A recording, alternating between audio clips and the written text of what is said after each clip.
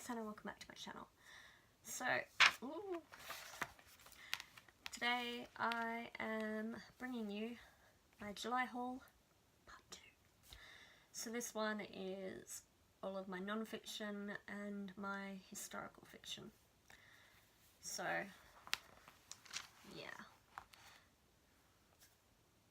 yeah, I think that covers, and anything else, pretty much. So, first up, it's not in its dust jacket because I'm reading it at the moment, is The Bird and the Blade by Megan Bannon. It is a retelling of the opera Turandot, or as I like to call it, Turandot. Yeah.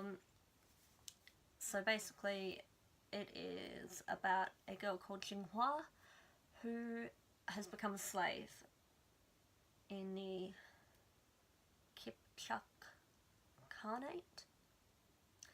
Anyway, she ends up helping the prince and his father escape across the Mongol Empire to, like, the Yuan dynasty kind of Khanate, opposite sides of the continent,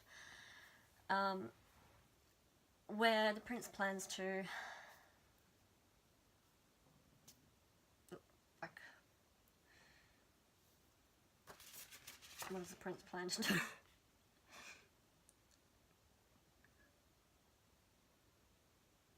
Okay.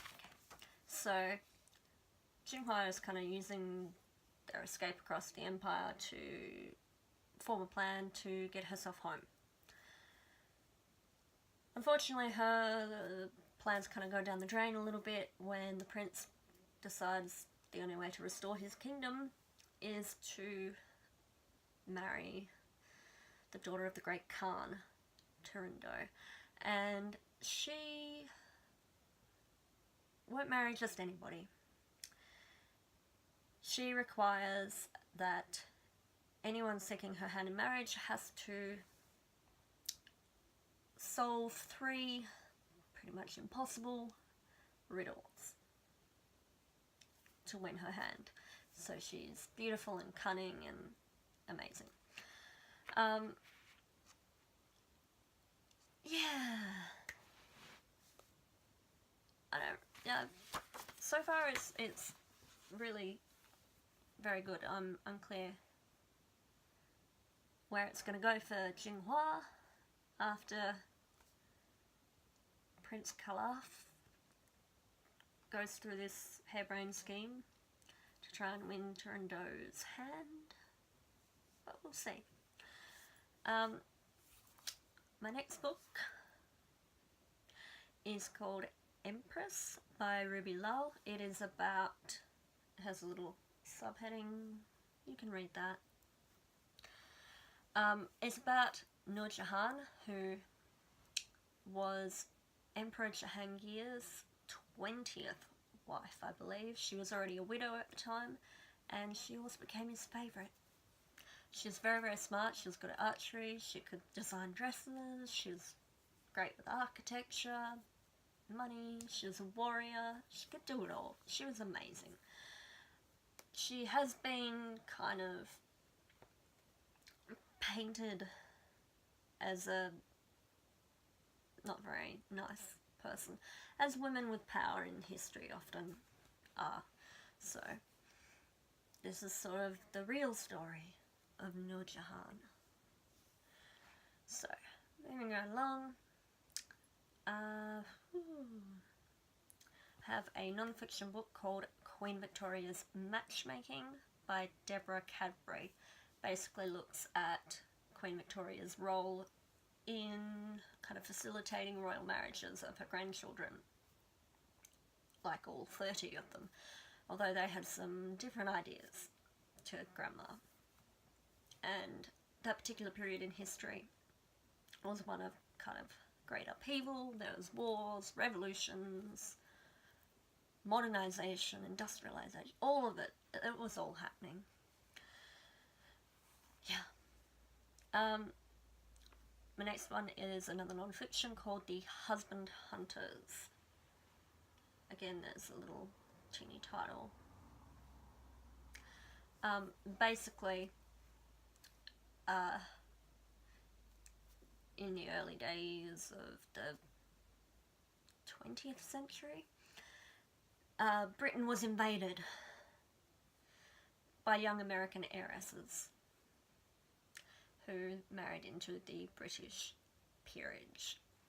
So, rich young women looking for a hubby who had a title.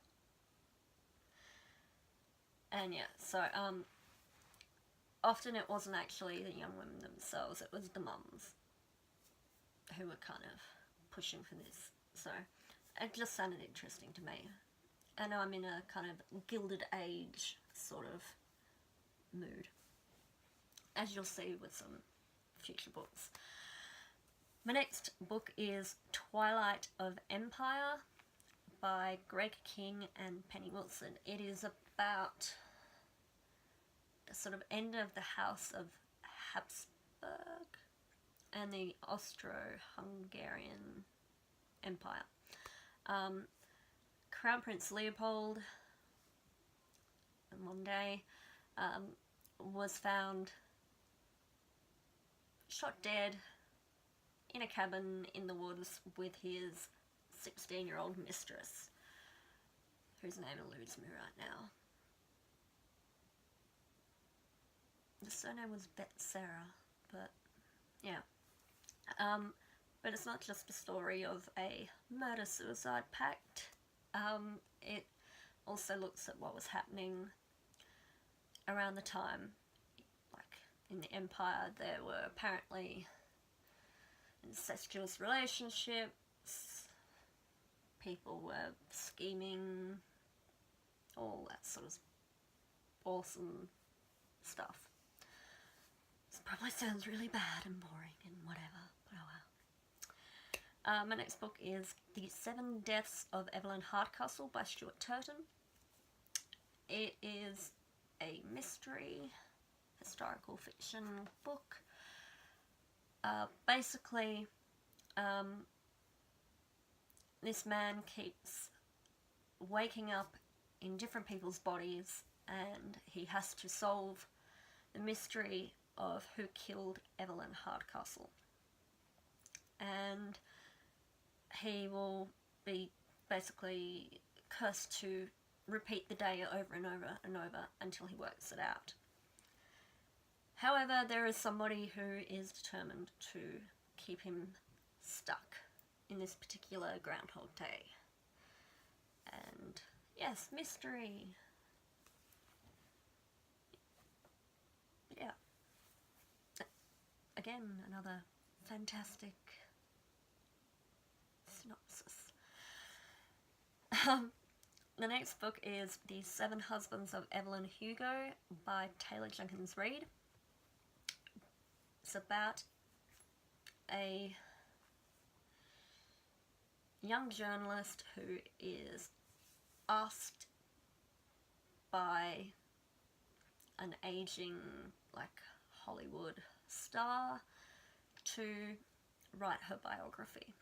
And Evelyn Hugo has had an amazing life. She has had 7 husbands. There's been jealousy, betrayal, all that sort of stuff. All that good stuff that comes with being a Hollywood movie star. The glitz and the glamour, and then the dark underside that nobody talks about. So, as Monique, who's the journalist, like, listens to Evelyn Hugo's story, it becomes clear that their lives are entwined in ways that